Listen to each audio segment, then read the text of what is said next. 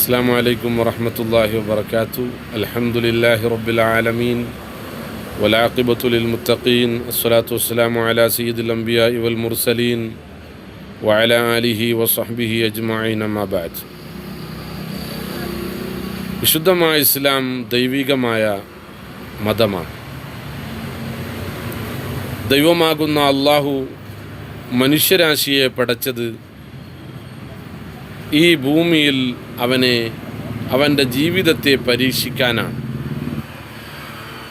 പരീക്ഷണമെന്ന് പറയുമ്പോൾ അള്ളാഹു ജല്ല ജലാലുഹു മനുഷ്യരാകുന്ന നമുക്ക് ധർമ്മവും അധർമ്മവും പഠിപ്പിച്ചു തന്നിട്ടുണ്ട്. ധർമ്മത്തെയും അധർമ്മത്തെയും മനസ്സിലാക്കാനുള്ള ബുദ്ധിയും ചിന്താശേഷിയും അള്ളാഹു മനുഷ്യനിക്ക് നൽകിയിട്ടുണ്ട്.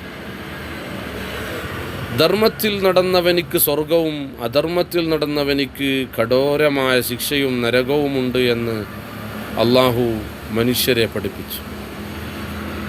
ഈ ധർമ്മവും അധർമ്മവും അള്ളാഹു സുബ്ഹാനഹു വ തആല നിരീക്ഷിക്കുന്നത് മനുഷ്യരുടെ ഏതെങ്കിലും ആക്ട് കൊണ്ടോ അല്ലെങ്കിൽ ശരീരം കൊണ്ടോ അല്ലെങ്കിൽ കോലം കൊണ്ടോ അല്ല, മറിച്ച് അള്ളാഹു ധർമ്മവും അധർമ്മവും മനസ്സിലാക്കുന്നത് മനുഷ്യൻ്റെ ഹൃദയത്തിലേക്ക് നോക്കിയിട്ടാണ്.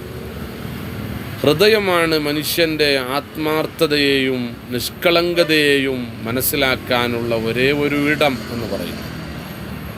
ബാഹ്യമായ രൂപം കൊണ്ട് ഒരാളുടെ ആത്മാർത്ഥതയെ അളക്കാനാവില്ല, മറിച്ച് അവൻ്റെ ഹൃദയത്തിൽ മാത്രമേ അവൻ്റെ ആത്മാർത്ഥതയുടെ അളവ് മനസ്സിലാക്കാൻ കഴിയുകയുള്ളൂ.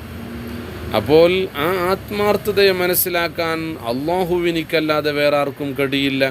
അതുകൊണ്ടാണ് വിശുദ്ധ റസൂൽ പറഞ്ഞത്, ഇന്നല്ലാഹ ലാ യൻദുറു ഇലാ അജ്സാമിക്കും, അള്ളാഹു നിങ്ങളുടെ ശരീരം കൊള്ള നോക്കുന്നില്ല. വലാ ഇലാ സുവരിക്കും, അള്ളാഹു നിങ്ങളുടെ കോലം കൊള്ള നോക്കുന്നില്ല.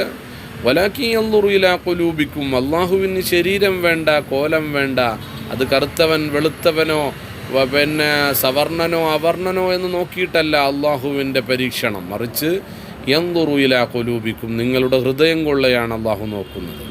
നിങ്ങൾ ചെയ്യുന്ന ഓരോ പ്രവർത്തികളും എത്രത്തോളം ദൈവികമാണ്, അള്ളാഹുവിന് വേണ്ടിയാണ് എന്ന പരീക്ഷണമാണ് അള്ളാഹു ജല്ല ജലാലുഹു നടത്തുന്നത്.